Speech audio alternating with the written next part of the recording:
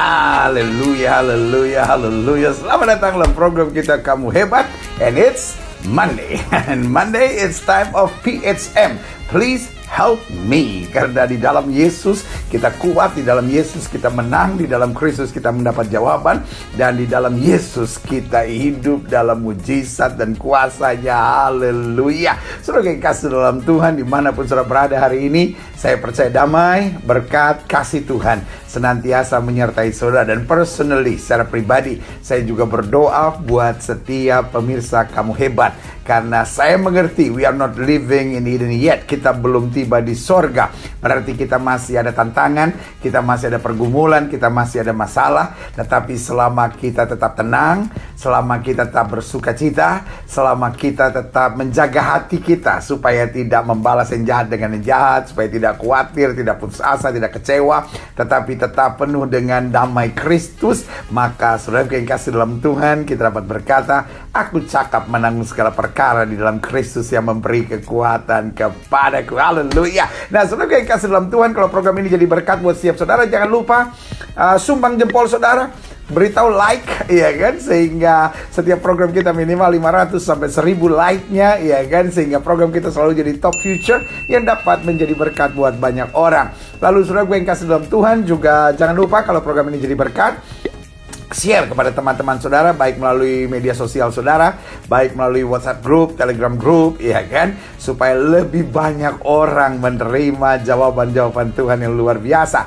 Lalu kalau ada loncengnya jangan lupa bunyikan, tanda bahwa saudara hadir, ya kan, itu daftar hadirnya. Dan juga jangan lupa yang belum subscribe boleh subscribe, karena target kami dalam tahun ini adalah mencapai 1 juta subscriber, saudara, ya kan. Karena buat kita bukan soal subscribernya, tetapi target untuk komunitas kita. Karena selalu saya bilang, saya bukan yang punya vlog ini, saya bukan yang punya, saya hanya pengelolanya, saya hanya pelayan Tuhannya, tetapi vlog ini adalah milik saudara sekalian. Karena itu saya tidak menyebut ini sebagai subscriber, tapi saya menyebut saudara sebagai komunitas dari Kamu Hebat ini. Dan komunitas kita adalah orang-orang yang cinta Tuhan, orang-orang yang tidak putus asa, orang-orang yang selalu mau membantu, menolong, orang-orang yang selalu bersikap positif dan selalu punya semangat dalam kehidupan ini, tidak cepat menyerah, karena kita tahu persis kita masih punya Tuhan. Dan apapun agama saudara, apapun keyakinan saudara, kita tahu persis karena kita masih punya Tuhan, kita harus terus berjuang, kita tetap harus jadi berkat, dan kita tetap percaya bahwa Allah di sorga tidak pernah meninggalkan kita. Kasihnya, damainya, berkatnya dicurahkan buat kita. Haleluya. Nah, dalam PHM hari ini, saudara-saudara, saya akan menjawab pertanyaan yang masuk, dan ini yang diberikan oleh tim kepada saya. Ada pertanyaan begini: mengapa hari-hari ini kok sepertinya serangan setan terhadap orang-orang percaya terlihat makin menjadi-jadi, ya kan? Bahkan dalam kalimatnya dia katakan gini, saya sendiri udah banyak berdoa, saya sendiri banyak puasa, tapi kok saya lihat tekanan makin berat. Nah, saudara yang kasih dalam Tuhan, yang pertama kita tahu ini adalah masa penampian, ya kan? Dan yang kedua kita tahu Alkitab sudah bilang bahwa pada hari-hari terakhir akan datang goncangan-goncangan yang hebat, supaya tinggal tetap kerajaan yang tidak tergoncangkan. Dan yang ketiga kita tahu ini adalah masanya pemisahan antara kambing dan domba, antara gelap dan terang, ya kan. Jadi jelas Tuhan sedang memisahkan gerejanya dari segala tawaran-tawaran dunia, sehingga Alkitab berkata Tuhan akan memisahkan gelap dari terang, dari gelap, Tuhan akan memisahkan domba dari kambing, dan Tuhan juga akan memisahkan gandum dari lalang-lalangnya. Jadi saudara yang kasih dalam Tuhan, Tuhan sedang mencari kemurnian di akhir zaman. Nah, karena itu izinkan saya juga menjelaskan bahwa ada rencana besar setan di akhir zaman, iya kan? Sehingga dalam program PHM ini, dari pertanyaan saudara yang masuk ini, saya harus menjelaskan buat setiap saudara bahwa setan punya rancangan besar di tahun 2021 ini. Mungkin saudara menatap saya dan berkata, "Waduh, pendeta saya mau jadi peramal kah?" Bukan. Tuhan. Tetapi sebagai hamba Tuhan, saya harus menyampaikan kebenaran. Kalau saya tahu apa yang setan merancangkan di tahun 2021, dan ini bukan ramalan, tetapi ini tuntunan firman yang saya percaya akan menolong saudara, menguatkan saudara, dan membuat saudara mengerti bagaimana kita bertahan, bagaimana kita rebut kemenangan. Karena Alkitab berkata, kenakan seluruh perlengkapan senjata Allah, supaya kita dapat bertahan menghadapi segala serangan musuh. Nah, saya mulai dulu dari pembahasan 1 Petrus 5 ayat 7-11. 1 Petrus 5 ayat 7-11 bilang, serahkanlah segala kekhawatiranmu kepadanya, sebab ia yang memelihara kamu. Jadi saudara kasih dalam Tuhan, di akhir zaman jelas ada tekanan yang bernama kekhawatiran, kecemasan. Tapi Alkitab bilang, sebab ia memelihara kamu. Karena itu serahkan. Artinya apa? Jangan tanggung sendiri. Karena kalau kita tidak serahkan kekhawatiran kita, kekhawatiran akan membelenggu kita, dan ketakutan akan membelenggu kita, kecemasan akan membelenggu kita. Dan orang yang takut, orang yang cemas, orang yang khawatir, sikapnya, mulutnya, tindakan-tindakannya, pikiran-pikirannya tidak terkendali, tidak terarah, tidak sesuai dengan firman Tuhan. Karena Alkitab bilang Allah tidak pernah memberikan roh yang mendatangkan ketakutan. Jadi jelas Alkitab bilang, apa saja yang kita tidak kerjakan dengan iman, kita berdosa di hadapan Tuhan. Makanya setan mau kita hidup dalam kekhawatiran. Lihat ayat yang ke-8. Sadarlah dan berjaga-jagalah, lawan musuh iblis. Jadi kita tahu sekarang, kekhawatiran, kepanikan, kecemasan, sikap paranoid itu berasal dari setan. Karena ayat 8 bilang, sadar dan berjaga-jagalah, lawan musuh iblis berjalan keliling sama seperti singa yang mengaum-ngaum dan mencari orang. Lihat ya, mencari orang. Dan dari orang-orang yang dia cari, khususnya orang Kristen, anak Tuhan Yesus, orang-orang yang sudah bertobat, orang yang sudah lahir baru, dikatakan dia mencari orang yang dapat ditelannya. Tetapi orang yang sungguh-sungguh memagari hidupnya dengan iman, orang-orang yang sungguh-sungguh memagari hidupnya dengan syukur, orang-orang yang memagari hidupnya dengan sukacita, orang-orang yang memagari hidupnya dengan kedekatan pada Tuhan, tidak bisa ditelan. Tapi orang, meskipun dia Kristen, meskipun dia sudah bertobat, meskipun dia sudah lahir baru, tapi dia punya ambisi-ambisi duniawi. Dia orang yang cepat iri, orang yang serakah, orangnya punya sikap rakus, dan orangnya itu diperbudak oleh uang dan diperbudak oleh materi. Maka orang seperti dapat ditelan. Jadi jangan sudah pikir bahwa kalau kita sudah Kristen, kita sudah ke gereja, kita sudah lahir baru, kita sudah dibaptis, kita sudah bertobat, bahkan kita sudah punya karunia-karunia, bahkan berbahasa roh dan karunia-karunia lainnya, maka otomatis kita tidak dapat diserang setan. Oh, justru kita target. Kita target. Tapi persoalannya, kita memagari dirinya. Dengan apa? Kita memagari diri dengan iman. Kita memagari diri dengan doa. Kita memagari diri dengan kesucian. Kita memagari diri dengan bersyukur dan bersukacita di hadapan Tuhan. Kita memagari diri dengan memuji Tuhan dan mendekat kepada Tuhan dalam segala hal. Maka iblis tidak dapat menelan kita. Lihat selanjutnya dikatakan, lawanlah dia dengan iman yang teguh. Jadi setelah kita bertahan, kita memagari diri kita, maka kita harus melawan dia dengan apa? Iman yang teguh. Lewat apa? Lewat perkataan kita, lewat keberanian kita, lewat visi yang Tuhan sudah taruh dalam hidup kita dan kita jalankan terus. Maka iblis akan lari daripadamu. Lawanlah dengan iman yang teguh, sebab kamu tahu bahwa semua saudaramu di seluruh dunia menanggung penderitaan yang sama. Jadi betul, di akhir zaman ini akan ada serangan-serangan iblis yang luar biasa. Saya menyebutnya, the devil knows his time is up. Setan tahu bahwa waktunya sudah habis. Karena dia mengadakan serangan, bahasa saya bilang, serangan gila-gilaan. Lihat ya, komunitas kamu hebat, dengar baik. Iblis sedang melancarkan serangan gila-gilaan di akhir zaman. Ya kan? Bahasa Jermannya bilang ente-entean, habis-habisan. Dan yang paling menjadi targetnya adalah orang-orang percaya, orang-orang yang sudah bertobat. Apalagi orang-orang yang percaya, bertobat, dan sudah melayani. Dan sudah bertobat, ya kan, sungguh-sungguh dengan Tuhan, lalu melayani, lalu kemudian punya semangat untuk memenangkan jiwa. Oh, ini jadi target utamanya. Tapi ayat yang ke-10 bilang, dan Allah sumber segala kasih karunia, yang telah memanggil kamu dalam Kristus kepada kemuliaan yang kekal, akan melengkapi, meneguhkan, menguatkan, dan mengokohkan kamu sesudah kamu menderita seketika lamanya. Sesudah kamu dalam peperangan rohani ini, perjuangan iman ini. Ayat 11, ialah yang mempunyai kuasa. Artinya kalau kita tetap di dalam dia, kita akan punya kuasa untuk menang atas setan itu. Dikatakan ia yang punya kuasa sampai selama-lamanya. Amin. Nah, pertanyaannya dulu, apakah 2021 ini adalah akhir zaman? Nah, ya kan? Supaya kita bisa mengerti dulu. Mungkin saudara menatap saya dan berkata, loh, kenapa pendeta bicara bahwa rancangan setan di akhir zaman, rancangan setan di 2021? Nah, kita mesti bertanya dulu.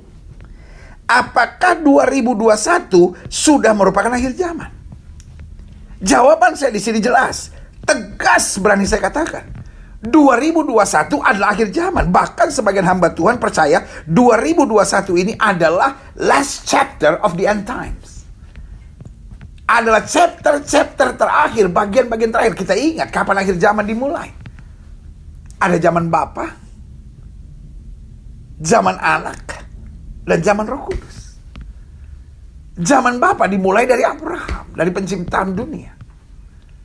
Iya kan? Sampai kepada Kristus, zaman Kristus. Iya kan?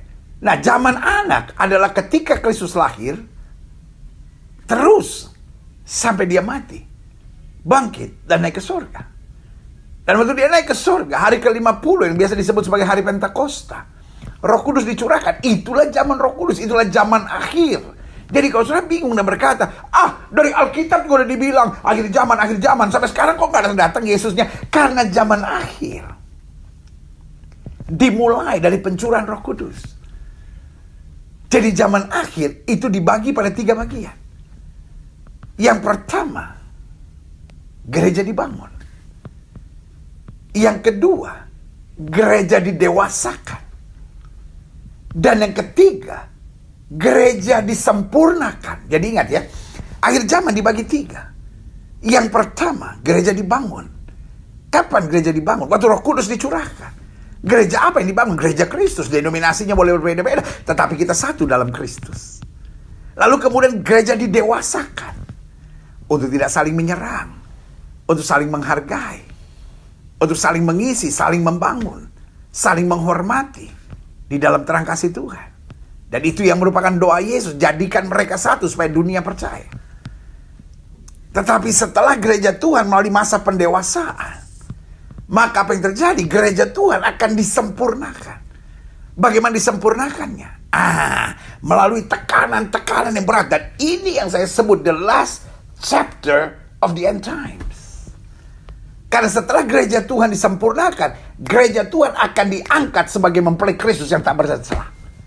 Sehingga saya percaya betul, masa gereja dibangun atau pembangunan gereja sudah lewat. Masa pendewasaan tubuh Kristus sudah lewat. Ada yang ada di dalamnya mengikuti, ada yang sudah tertinggal jauh. Tetapi ini adalah masa di mana gereja Tuhan sedang dimurnikan, dipersiapkan untuk diangkat dalam awan-awan kemuliaan Tuhan. Saya harap sudah mengerti di sini ya. Selanjutnya, jika kita sepakat 2021 lahir zaman, maka kita juga mengerti iblis tahu his time is up. Iblis tahu persis bahwa waktunya sudah habis. Dia mengadakan serangan gila-gilaan. Dia menghadapi serangan besar-besaran, habis-habisan. Untuk apa? Untuk menyerang gereja. Untuk menyerang orang percaya. Dan untuk menyerang keluarga-keluarga. Nah, saya pelajari. Ada 5 rencana besar setan di 2021 ini. Yang kita sudah sepakat 2021 adalah bagian dari akhir zaman, bahkan bagian dari bagian terakhir akhir zaman. The last chapters of end times, ya kan? Nah, apa rencana? Yang pertama, agar keluarga-keluarga Kristen, khususnya keluarga hamba-hamba Tuhan, mengalami kegoncangan yang hebat. Jadi izinkan saya melalui program PHM ini, Please Help Me, dalam program Kamu Hebat ini, saya mengingatkan keluarga-keluarga Kristen, khususnya keluarga hamba-hamba Tuhan, keluarga-keluarga yang mencintai Tuhan, supaya menjaga keluarga kita baik-baik. Tidak ada lagi tuntutan dalam keluarga, suami saya harus begini, istri saya harus begini. Masing-masing, kata Alkitab, ujilah dirimu sendiri. Adakah kau berkenan kepada Allah? Jadi jangan tuntut suamimu, jangan tuntut istrimu. Kalau suamimu begini, istrimu begitu, itu urusan dia sama Tuhan. Tetapi masing-masing kita pertahankan, karena iblis dengan sangat serius sedang mau menghancurkan keluarga-keluarga Kristen, mau mendatangkan kegoncangan besar pada keluarga-keluarga Kristen. Tapi Alkitab bilang umat yang mengenal Allahnya akan tetap kuat dan bertindak. Pak, sebagai hamba Tuhan yang mengasihi saudara, saya hanya mau ajak saudara, pertahankan keluargamu. Jadi suami imam yang kudus dalam keluarga. Ibu, pertahankan keluargamu. Setan sedang seperti singa berkeliling mencari orang yang dapat ditelannya. Mau goncangkan keluargamu. Orang tua, ayo selamatkan anak-anakmu. Anak-anak, ayo jangan mau dipakai setan. Mari selamatkan rumah tanggamu. Selamatkan keluargamu. Selamatkan masa mudamu. Mertua, menantu, ayo jangan mau dipakai setan. Karena setan sedang mau mendatangkan kekacauan besar. Tetapi ini yang saya percaya, di akhir zaman akan ada pemulihan besar-besaran bagi keluarga yang sungguh-sungguh menempatkan Kristus sebagai Tuhan dalam keluarganya. Makanya di akhir zaman ini Tuhan sedang meruntuhkan tembok-tembok denominasi gereja. Bayangkan supaya ibadah berlangsung di rumah masing-masing. Karena ada kegerakan Tuhan untuk menguatkan keluarga-keluarga. Sehingga keluarga-keluarga kita boleh menjadi benteng-benteng rohani yang kuat. Sehingga setan tidak bisa menembusnya. Jadi saya pelajari apa rencana setan di 2021 ini. Agar keluarga-keluarga Kristen, khususnya keluarga-keluarga hamba Tuhan, mengalami kegoncangan yang hebat. Sebagai hamba Tuhan yang sayang sama saudara dan mengasihi saudara, saya hanya ingatkan, saya mau mengajak saudara, ayo mari kita sama-sama pertahankan keluarga kita baik-baik. Caranya bagaimana?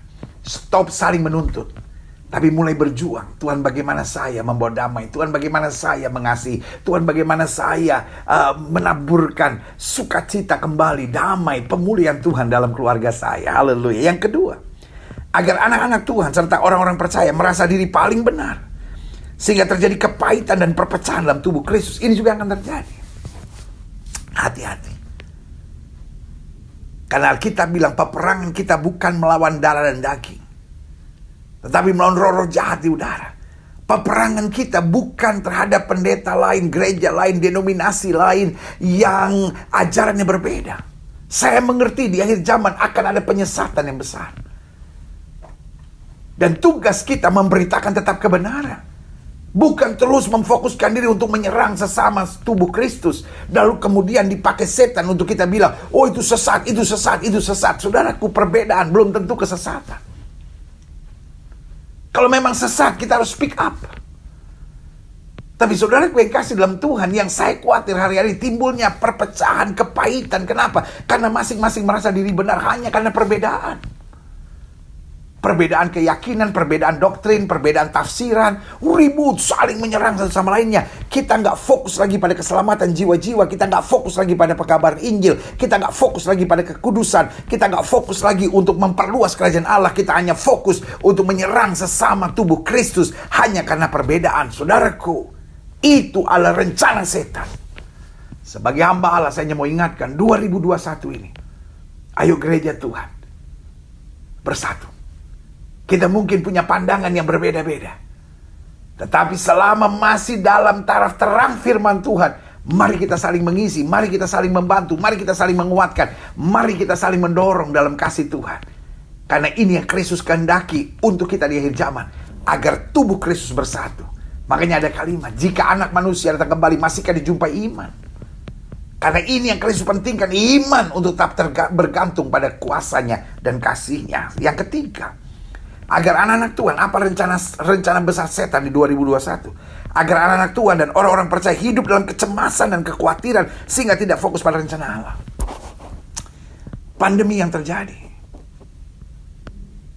bukan hanya persoalan virus, tetapi ada persoalan lain yang bernama roh ketakutan, roh kekhawatiran, roh kecemasan, dan saya pakai istilah roh paranoid, saudara.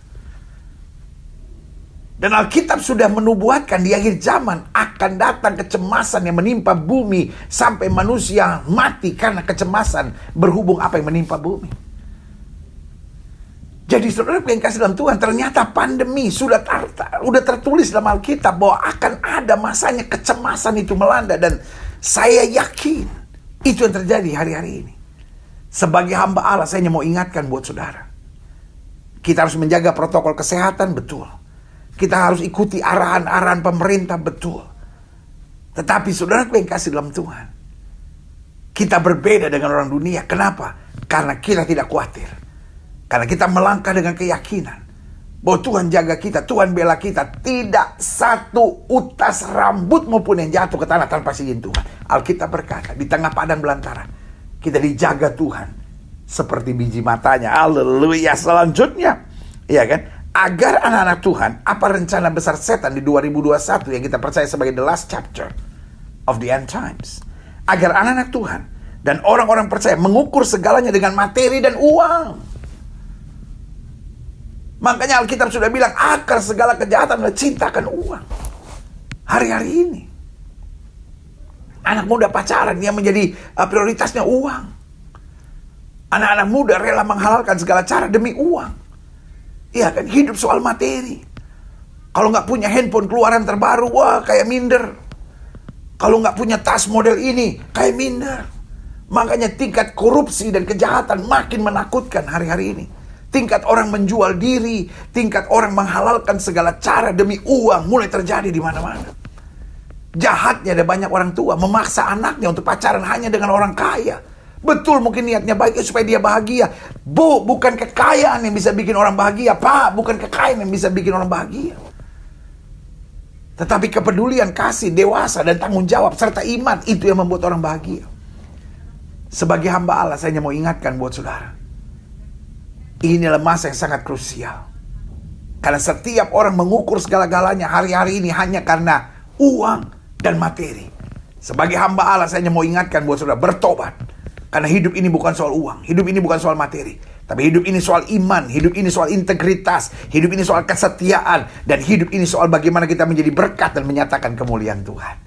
Selanjutnya, apa rancangan besar setan di akhir zaman, khususnya di 2021 ini? Yang pertama, agar keluarga-keluarga Kristen, khususnya keluarga hamba Tuhan, mengalami kegoncangan yang hebat. Pastikan setiap kita menjaga keluarga kita dengan baik. Stop menuntut pasangan, tapi mulai berjuang dan menguji diri sendiri. Yang kedua, agar anak-anak Tuhan serta orang percaya merasa diri paling benar sehingga terjadi kepahitan dan perpecahan dalam tubuh Kristus. Tugas kita, mari bergandengan tangan. Perbedaan bukan alasan kita saling membenci dan saling menyerang, tapi perbedaan alasan untuk kita saling menguatkan dan memperlengkapi tubuh Kristus. Yang ketiga, agar anak-anak Tuhan dan orang percaya hidup dalam kecemasan dan kekhawatiran sehingga tidak fokus pada rencana Allah. Tugas kita sebagai orang percaya di akhir zaman ini hidup oleh iman. Karena orang yang hidup dalam iman akan melihat janji Tuhan dinyatakan. Yang keempat, agar anak Tuhan dan orang percaya mengukur segalanya dengan materi dan uang. Tetapi orang percaya akan berkata, cukupkan diri dengan segala yang apa yang ada. Karena Tuhan yang akan mencukupi segala kebutuhan kita. Haleluya. Dan yang kelima, agar anak-anak Tuhan dan orang percaya tidak lagi menjadikan kekudusan sebagai sesuatu yang penting. Ini sangat ngeri. Ini sangat ngeri. Karena kekudusan tidak dianggap lagi sebagai sesuatu yang penting. Pokoknya yang penting saya berhasil, yang penting saya sukses. Saudaraku yang kasih dalam Tuhan, back to the message of holiness. Gereja harus kembali pada inti berita iman, yaitu kekudusan. Sebab Alkitab bilang, tanpa kekudusan tidak ada seorang pun yang dapat melihat Allah. Bahkan Alkitab dengan tegas berkata, kuduskan dirimu hari ini, maka besok Tuhan akan melakukan perkara-perkara yang dahsyat dan luar biasa. Anak-anak Tuhan harus kembali hidup dalam kekudusan. Kekudusan dalam pikiran, kekudusan dalam hati, kekudusan dalam keseharian, kekudusan dalam langkah. Ini yang kita jaga. Karena apapun persoalan yang kita hadapi, selama kita masih hidup dalam kekudusan, maka kita akan melihat kedahsyatan Tuhan yang luar biasa. Alkitab bilang apa? Siapa yang boleh naik ke gunung Tuhan? Orang yang bersih tangannya dan suci hatinya. Artinya orang yang tetap mempertahankan kekudusan sebagai bagian yang paling utama. Pak, jaga kekudusan. Ibu, jaga kekudusan. Adik-adik muda, jaga kekudusan. Hamba-hamba Tuhan, engkau punya karunia hebat, kau punya pelayanan yang luar biasa, luar biasa. Tapi tanpa kekudusan, engkau mudah dipermainkan setan di akhir zaman ini. Nah, selanjutnya, adapun yang harus kita buat, saya catat pesan firman Tuhan dalam program PHM yang luar biasa hari ini. Ada 3. Yang pertama, sadar dan berjaga-jaga. Sadar bahwa ini akhir zaman. Sadar saya gak boleh main-main, berjaga-jaga. Supaya saya tetap mengandalkan Tuhan, supaya saya tetap dekat dengan Tuhan, supaya saya tetap mencari kerajaan Allah serta kebenarannya, maka semuanya akan ditambahkan dalam hidup saya. Yang kedua, lawanlah dengan iman yang teguh. Jadi iblis jangan biarkan mengintimidasi kita lalu kita menikmati. Jangan sampai kita entertain pikiran kita. Iya ya, ternyata suami saya kasar ya. Iya ya, istri saya menyebalkan ya. Lalu kita entertain terus. Dan akhirnya kita masuk dalam permainan setan dalam nama Yesus. Jangan bodoh. Tugas kita lawan. Setiap kali iblis bilang, wah suamimu begini, tolak dalam nama Yesus. Setiap kali iblis tawarkan, wah istrimu begini, lebih baik begini, tolak dalam nama Yesus. Setiap kali iblis mulai mengintimidasi hidupmu, gereja percuma begini, wah hamba Tuhan ini, tolak dalam nama Yesus. Kita lawan dengan iman teguh. Kita mulai pegang dan kita mulai perkatakan firman. Karena Alkitab bilang, apa saja yang kamu ucapkan, kalau kamu tidak bimbang tapi percaya, itu akan terjadi. Yang pertama, bagaimana melawan iblis? Dengan iman, dengan kesungguhan Tuhan. Lalu yang kedua, bagaimana melawan iblis? Kekudusan. Yang ketiga, bagaimana melawan iblis? Kedekatan pada Tuhan. Yang keempat, bagaimana melawan iblis? Dengan tetap konsisten hidup dalam firman Tuhan. Karena Alkitab bilang, orang yang bertahan sampai kesudahan itu yang beroleh selamatnya. Haleluya. Jadi ada pun yang harus kita buat, sadar dan berjaga-jagalah. Yang kedua, lawanlah iblis dengan iman yang teguh. Yang ketiga, siap di proses Allah.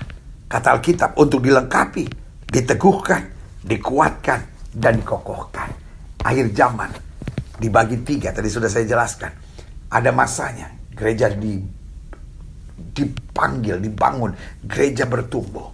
Ada masanya gereja didewasakan. Jadi 3 bagian akhir zaman. Yang pertama adalah pendirian gereja. Gereja dimulai, ya kan, dalam masa Pentakosta itu. Lalu kemudian gereja dibangun. Lalu yang kedua apa itu? Masa pendewasaan gereja, ya kan. Gereja mulai didewasakan supaya bersatu, ya kan. Lalu yang ketiga adalah masa pemurnian gereja, ya kan. Kenapa gereja dikuduskan, dimurnikan? Karena gereja dipersiapkan untuk diangkat dalam awan-awan kemuliaan. Dan itu adalah masa-masa yang paling keras dan masa yang paling sukar. Dan saya khawatir itulah masa di mana kita hidup hari-hari ini. 2021 adalah masa di mana dalam kalender kerja Tuhan, gereja sedang dimurnikan oleh Tuhan. Kita dipersiapkan, karena itu sadar dan berjaga-jagalah. Iblis mau ambil keuntungan dengan apa? Dengan membawa kita pada perpecahan, membawa kita pada ketertekanan, membawa kita pada goncangan keluarga. Tetapi saudara yang kasih dalam Tuhan, Alkitab jamin buat kita bersama Allah akan kita lakukan perbuatan yang gagah perkasa. Saya mengasihi saudara sekalian. Saya berdoa buat saudara dan buat saya sebuah kebanggaan dan sukacita tersendiri. Boleh mengupas buat setiap saudara apa yang kira-kira rancangan setan di akhir zaman ini, supaya setiap saudara waspada. Karena Alkitab bilang, berjaga dan berdoalah supaya kamu jangan jatuh dalam pencobaan. Yesus ngomong sama siapa? Sama murid-muridnya. Berarti ini adalah profesi, ini adalah nubuatan yang akan terjadi di akhir zaman. Bahwa bahkan murid-murid Kristus, bahkan murid-murid Kristus, bahkan pelayan-pelayan Tuhan, bahkan orang-orang yang sudah sungguh-sungguh dalam Kristus bisa jatuh di akhir zaman. Kalau apa? Kalau tidak berjaga, kalau tidak berdoa. Hari ini saya percayalah hari yang baik. Kita bersama bergandengan tangan, kita bersama bersatu hati, kita bersama menjaga diri, mempertahankan kehidupan yang benar dan bertanggung jawab di hadapan Tuhan, supaya kita tetap jadi saksi Tuhan, kita tetap jadi alat Tuhan, dan kita dipersiapkan Tuhan untuk menjadi mempelai Kristus yang tak bercacelah. Doa saya menyertai saudara. Engkau tidak diciptakan untuk menderita, engkau tidak diciptakan untuk menjadi alat permainan setan, tapi kau diciptakan untuk menyatakan kemuliaan Tuhan dan hidup berkemenangan, dipersiapkan Kristus untuk menjadi mempelainya yang tak bercacelah. Doa saya menyertai saudara. Sampai minggu depan dalam program kita selanjutnya, PSM. Haleluya. Kamu hebat.